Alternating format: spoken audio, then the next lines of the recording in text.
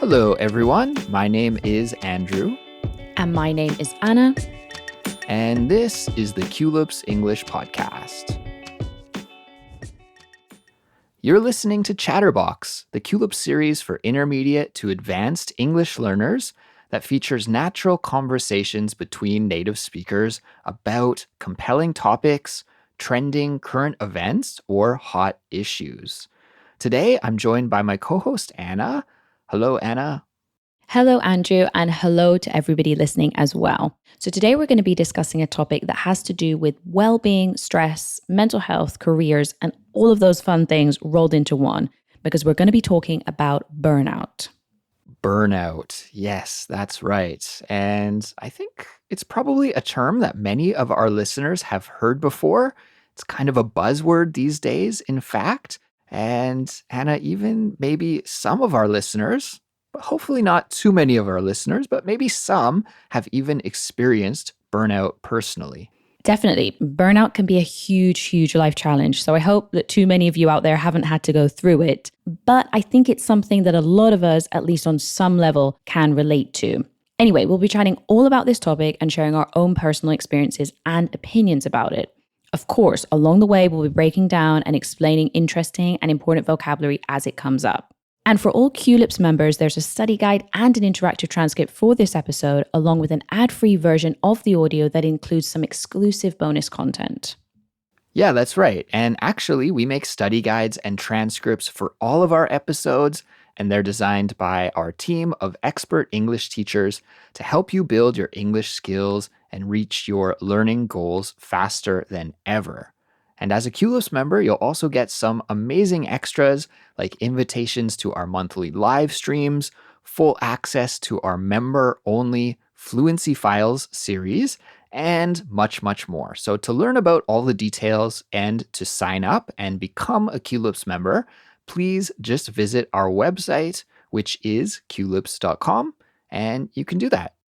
We'd also like to give a shout out to one of our listeners with the username TCTK6689, who recently left us a 5-star rating and a lovely little review on Apple Podcasts. Andrew, would you mind reading the review for us? Yeah. Anna, while you were reading that username, I was wondering if that's a shortened form of the word TikTok, perhaps. I don't know. TikTok with all the vowels removed. Anyways, let's call this person TikTok just for fun. This person wrote, "Hi, I moved to the US 3 years ago and I couldn't speak English when I arrived. Unfortunately, I tried to learn English throughout the pandemic and it was not easy for me. Luckily, I found Culips, and while I was listening to you at first, I couldn't understand anything. But I didn't give up. I continued to listen. If you want to learn English, you should listen to Culips regularly. It's impossible not to develop your listening skills. Your pronunciation is so clear, and the topics are so interesting and immersive. I know I still need to improve my English, and I can do that easily thanks to Culips." So TCTK6689, thank you so much for that amazing review. And you're doing a great job. Your English seems very excellent based on your review there. So keep going, don't give up. And we know that you'll be able to reach your goal quickly. Thanks so much, TikTok6689, and keep up the great work with your English. We are here cheering you on. Let's get started with our conversation about burnout. And I'd like to begin this episode, Anna, the same way that we begin many of our episodes, and that's with a definition. It's just a great way to make sure everyone's on the same page and knows exactly what we're talking about right from the start. So Anna, I will put you on the spot here. Would you like to take a stab at it? Could you let us know what your definition of burnout is? Of course, not a problem at all. So burnout is a state of feeling really tired and stressed out. It's like you feel mentally, physically, and emotionally exhausted. Burnout usually happens when you have too much stress. Maybe it continues for a long time without being managed or taken care of. And really, it can happen in any part of your life, maybe work or relationships or both. Exactly. Yeah, that is a fantastic definition. Now, for all of the visual learners out there, I think you can imagine this expression in your head, kind of like what pops into my mind, at least, is I think of a little camping stove. You know, those little camping stoves that are fueled by the gas canisters, Anna? When the gas canister is full, it has lots of energy and it can power the fire to light the stove without any problems at all. But when that gas keeps burning and eventually becomes exhausted and empty, then there's no more energy left to keep the fire burning, and the fire just burns out. There's nothing left. So just like one of those little gas canisters, when people have used all their energy dealing with a stressful situation, like you mentioned, it could be at the office, or maybe it is a kind of dysfunctional family relationship, or maybe it's even just a big personal project that you're going through. You know, you're juggling too many things at once, too many responsibilities in once. Well, any of those things can lead us to burnout. We have no gas left in the tank, we have no energy left to give, and we just feel drained and exhausted. Andrew, I'd like to start asking you, I guess the first obvious question is, have you ever experienced burnout yourself? You know, I was thinking about that while we were preparing for this episode today, and I don't think I've ever experienced burnout in a serious way. I mean, of course, I'm human. I'm like everybody, and everybody can feel tired and stressed and frustrated from time to time. And sometimes those feelings make you want to just give up and quit. And I certainly know that feeling, like just nothing's going your way and you're tired and you're frustrated and you want to quit. So I've had that feeling for sure. I've had that feeling many times in different aspects of my life. In my professional life at work, I remember when I was younger and I used to play music a lot and I played in bands. Sometimes after a band practice, if things just weren't going well and you felt like you weren't making any progress with your music, you felt like just quitting and giving up. I've even been in some relationships with some ex-partners and even some friends in the past where I felt like things weren't going very well and I just wanted to give up. So I've experienced that feeling, but I can't say that I've ever been burnt out to the point where I just couldn't recover from. At least my feeling with burnout is it's something that really takes you out of the game for a long time. It's like you need some time to recover before you can come back. But in my life, I've usually always been able to bounce back fairly quickly. Like that feeling disappears pretty much after I have a good night's sleep or something. Then I can get back in control of things. Anna, how about you? Have you ever experienced burnout? For me, I'm in a similar situation. I don't think I've ever experienced pure burnout. I think I've definitely gone through some periods where I've been working a lot. And for burnout, for me personally, stems from work. And then the fact that you're burnt out at work then starts to affect your personal life or other areas. So for me, it's very much a work-based thing. And there have been times, I remember when I was working in the UK, and there have been some really important projects I was working on that had really, really tight deadlines. And it was kind of burnout maybe over a very temporary period, but it wasn't something that was a long-term thing. Fortunately, I don't think I have been through a really serious case of burnout. However, I do remember when I was a teacher, and this is something that can really affect teachers and lots of other professions as well. But I do know a lot of teachers can feel burnout purely for the workload. I mean, that's one of the key things about burnout is like a heavy, heavy workload. All the things that you have to do and not having enough time to do them, or having to do a lot of overtime in order to actually do the work that you're just supposed to do in your normal hours, working on the weekends, working late at night.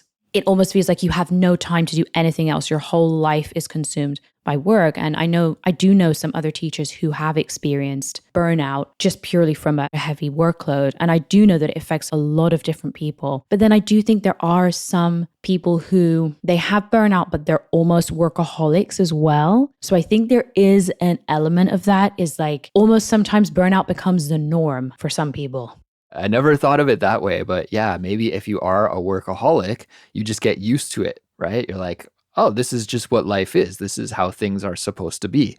And you might not even realize that you're burnt out. That could happen, I suppose. One thing that I just thought of while you were talking about teachers, Anna, is that as a teacher, you have to work with many different students.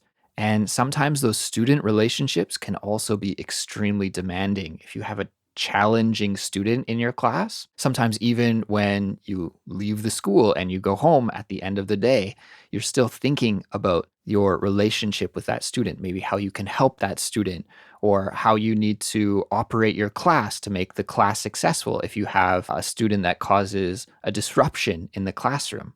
I'm thinking more now about, high school teachers and maybe even elementary school teachers. But those teachers that have to deal with students like that, they can't really turn that switch off that, like, I'm at work, I'm at home switch. It's always going. And something that my wife has told me before is like the dreams that she hates the most are dreams that have to do with work.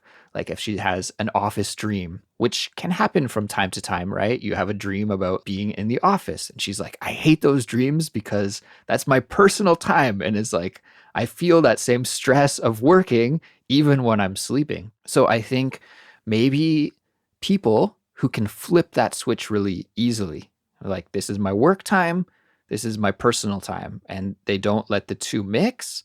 Maybe that's a way that you can avoid burnout, but it's probably really person to person and also profession to profession. Some professions are really easy to do that. And I think others, the work just carries along with you throughout your whole life, really.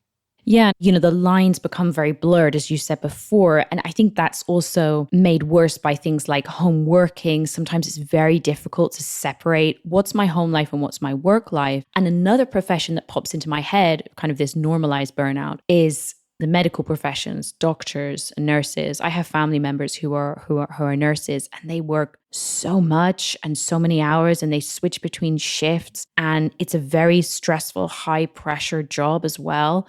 So I'd be interested to know what some of your strategies are, Andrew. And you mentioned there about being able to switch on and switch off.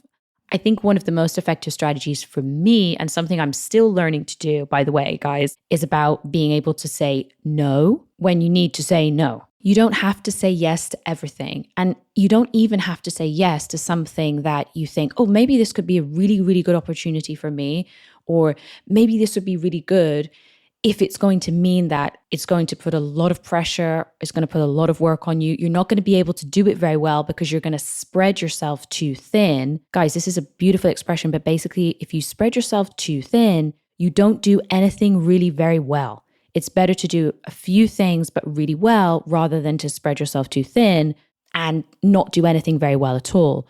So for me, saying no is really powerful because I think a lot of us, we just always want to say yes. Like, yeah, I'll do it. Don't worry. Yeah, I'll stay late. Yeah, I'll do that extra project. Yeah, I'll stay. I'll do the work on the weekend. So saying no can be really powerful, but it's really actually very difficult to do, especially if you're like me, and maybe Andrew, you're the same as well. And you guys listening, you always want to say yes to things and help people out and go the extra mile and go above and beyond. But sometimes if it's going to be to your detriment, it's not always a good idea to do it. I don't know what other strategies you have as well, Andrew, about managing stress and preventing this type of burnout situation. Yeah, it's a good question. I definitely agree with you that knowing when to say no and what you can take on and what you can't take on, knowing your limits as a human is really important. And that's something that I've got in touch with over the years, I think. And now I feel like I have a pretty good handle on that. And I try not to take on too much extra responsibility.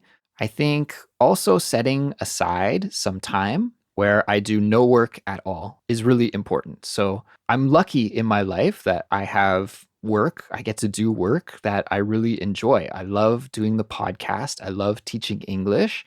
It's really aligned with my interests and my passions in life.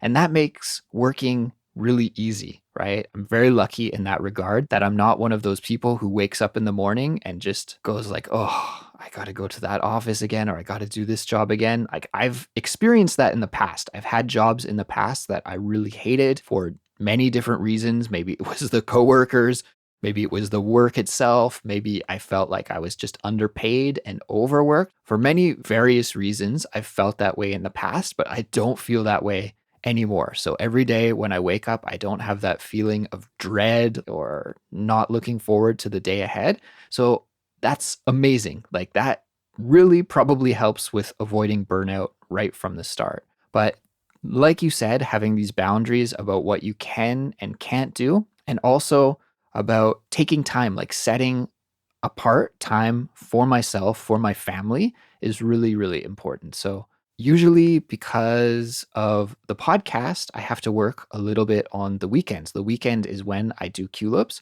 but I always make sure that I carve out some time for spending time with my wife on the weekend, no matter what. Like, even if we're behind schedule with a Culips episode, and I feel the pressure, like we got to make a new episode. We have to release a new Culips episode. I know that's important. And I know there are always people expecting a new episode and wanting to have new English studying content.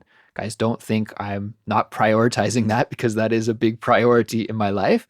But it comes second to spending time with my family each week. So I do definitely make sure that I carve out some time to spend with my family, with my wife. And yeah, that's really important. And I think that helps avoid burnout in my case. Yeah, definitely. I'm the same. I've definitely spent a couple of years where I haven't been as active as I was before. So now during the week, I carve out some time, as you said, to just be outside. Being outside for me is really, really, really important. Being outside, not in the house, because I work from home. So that kind of time that I have every week, I set and I put it in my calendar, which means I will actually do it. And I will prioritize that over responding to an extra email, for example. And I think, look, it's different stages of our life, right? When we're younger, we want to take on a lot of things and we kind of have more capacity to do more, because maybe when we're younger, we don't have as many responsibilities or we don't have as many things to take care of. And I think it kind of depends. I mean, when you have a family and you have children, and I don't have children, so I don't fully understand, but there's just so many things that people have to worry about, they have to think about. And is burnout more common these days than ever before? I don't know, maybe. I mean, there's just so many things that people have to deal with. And some people just kind of grit and bear it and get on with it. And then for other people, it's really, really difficult. Everybody's different and everybody deals with stress differently. But there definitely are people that I've met throughout my career that I think have had burnout.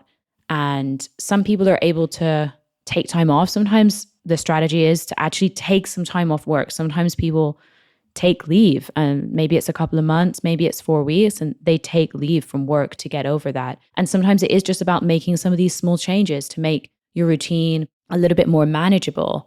I mean, I don't know, Andrew, what you think in terms of responsibility. Like, do you think that employers or organizations have a role to play in helping prevent burnout with their employees? That's a great question. I think, yeah. I mean, that kind of arrangement is a relationship, right? A company has a relationship with their employees, and ideally, you would want that relationship to be functional and a good relationship. You want to have a good working relationship. And if somebody is burned out and stressed and unable to really do their job well because of that, well, then that's not good for the company, and it's also not good for the employee. So there's a problem there. So it makes sense, in my opinion, for the company to want to avoid burnout in their employees so they can have a healthy, productive workforce. That just seems to be a no-brainer, in my opinion. So I know that there are a lot of progressive companies who give their employees like mental health days, right? If you're feeling stressed, you can take a day off just for mental health. And of course, there are some rules in place so that this isn't abused. But yeah, I think there are a lot of examples of companies who do this. And as a result, the employees feel thankful to the company. And they also feel like, well, I'm working for people who care about me. You don't want to work for people who just don't value your time or your health or your well-being at all, right? So yeah, I would say, in my opinion, definitely employers should be concerned about their employees' health, because overall, it probably affects the bottom line and ultimately could make the company more money, more profit if their employees are at their best. Absolutely. And I mean, worst case scenarios, the person has to take time off. And obviously that means then they're not working in the company. So it's in the company's best interest. However, I do think that a lot of companies and sectors and industries actually are built on the fact that people work an excessive amount of hours. So they're kind of built on burnout, essentially. So, I think it has to come from the top, really, for me. You have to have a management team that appreciates and understands that employee well-being is important. And then that filters down. That's really important for me. I think if it doesn't come from the top, it's very very difficult to then set a good example, because if you have people at the top not leading by example, then that just filters down and everybody copies. So if they're kind of burnout and they're working a lot and they're not taking care of their well-being, then that's kind of the impression that people think. They're like, okay, here in this company, what we have to do is work loads of extra hours, and that's the only way that we can be successful. That's the only way we can move up. Whereas sometimes it's just nice if your manager asks you, are you okay? Is everything all right? I remember a couple of people have asked me that before. A manager in the past sort of asked me, like, is everything okay? Like, are you all right? And I was like, well, no, actually, I'm not okay. And, and then it opens up that conversation, which is really nice, when somebody just asks you, are you okay? And is everything all right? Sometimes that's even just enough that somebody appreciates and acknowledges that you're working hard, and that they're aware of that. So yeah, it's a difficult one, but I do think it's a situation that a lot of people are going through. And like I said before, everybody reacts differently to stress in a different way. So burnout for one person is very different to burnout to another person. We're all different and we all experience and deal with stress differently. And I've got one final question here that I'll throw out to you before we wrap things up, and we'll bring it back to learning English because that's why we're all here, right? So I was thinking, English learning burnout could be a thing. Is it possible for someone who's learning English to feel burnt out from the process of studying English? Oh, definitely. I think so. Learning any type of language is frustrating. You have to put in a lot of effort. And sometimes you have to put in a lot of effort for what is sometimes not a big reward initially. So the results are very much in the long term, which is like the most demotivating thing ever. You're like, okay, yeah, you need to learn a language for 20 years. I mean, it's like, it doesn't exactly make you sort of want to get up and go, does it? So yeah, definitely. I think if you're studying for maybe an exam and you're practicing a lot and you kind of reach a point where you're like, I don't know what I'm doing anymore. I don't know where I'm going. I'm not seeing the progress. So yeah, anything where you're working a lot or you're under a lot of pressure for something, then it's that feeling, isn't it? Like you said, and I really identify with that, like waking up in the morning, you feel bad when you wake up. It's thinking about the day ahead or thinking about the things you have to do. It's not a great feeling. So yeah, sure. Why not English burnout? I will go with your theory, Andrew. And listeners, we would certainly like to hear from you as well. Probably you would know better than us if English burnout is a thing. And I'm actually curious because in South Korea, where I'm based out of, a lot of companies will require their employees to have an English test score. And you don't necessarily need to speak English well, but you need to have the score. And I think this is especially important for getting hired at a company, to have that on your resume. Maybe they're not making the 60-year-old veterans who have been at the company for 30 years go and do an English test every year. But for their new hires, it's like something that will make you stand out from the competition is having that high English test score on your application. Is it the same way in Spain? Is that something that Spanish employers value? Yeah, definitely. I don't know the ins and outs exactly, but I know that definitely if you're applying for a certain type of job in Spain, they will be expecting to see an English qualification. And normally I would say maybe at the minimum a B2 level, which is a significant level to achieve. So some people have classes at university in order to pass that module, because it's normally a module that's kind of part of the course. As far as I know, as far as I'm aware, guys, you can correct me if I'm wrong. So yeah, it's definitely for certain roles, for certain companies, it's a must-have, to be honest. It's not a nice to have, it's a must-have. Okay, so yeah, then I could definitely see people considering English as just another part of their career almost, right? So it's just like any other kind of annoying job task. But Anna, I hope that our listeners are not burnt out from hearing us talk about this topic today. We didn't grind it into the ground, did we? No, I hope not. I hope you were all able to follow along and you enjoyed that as much as you could, talking about burnout. Yeah, it's not the most optimistic or fun topic, but it is a realistic topic that many people are experiencing around the world these days. So it was fascinating to talk about it with you, Anna. But everyone, for now, I think we will wrap things up. So thank you so much for tuning in and studying with us. We hope you enjoyed this discussion and found it helpful for building your English.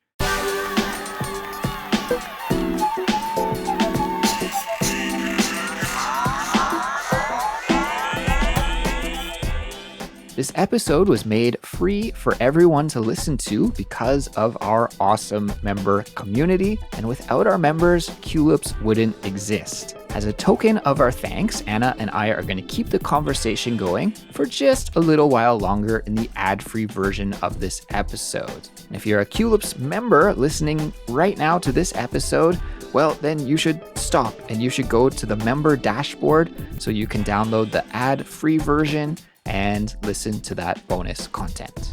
If you're not already a member, consider joining to gain access to our helpful study guides, transcripts, fun bonuses, and to support the work we do here at Culips. You can also support us by following us on Instagram or YouTube, telling your friends who are learning English to check us out, or by leaving us a 5-star rating and a nice review on your favorite podcast app. So that's it for us, guys, but we'll be back soon with another brand new episode, and we'll talk to you all then. Goodbye. Bye.